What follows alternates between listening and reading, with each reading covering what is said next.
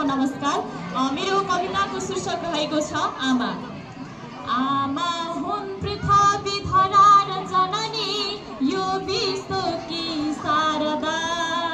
प्राणी सन्तति हुन् सबै जगतका, वात्सल्य मौलाउँदा। आमा हुन् धरती र गाउँ घरकी, बस्ती अँध्यारो हुँदा। न्यानो हुन्छ साथै मातृ ममता, नानी भनी भन्दिँदा। आमा काख समान हो धरनीमा, पल्टेर अघि ज्याउँदा। जिब्रो स्वाद चपाउने बदनका, ती दन्त देखाउँदा। आमा हुन्न भनेर हन्छ र कहाँ, यो सृष्टिको कायदा। खुट्टा टेक्नु स्वयं टेकरुका, भन्ने सुझावै दिँदा। आमाको स्वर भावना हृदयको, बोली र भाषा कला। आमाका करले सिकाउँछ सधैँ, सत्कर्मका पाइला। आँखा ज्योति समान हुन् सुपथमा, यो विश्वमा आउँदा। के बजलान् र मन मन्दिरै घरमा, कारुण्य सिधाउँदा। आमाका विकल्प छन् जगतमा, त्यो सत्य तेर्साउँदा।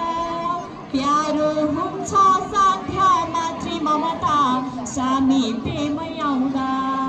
प्यारो हुन्छ साथै मातृ ममता, सामिप्यमै आउँदा।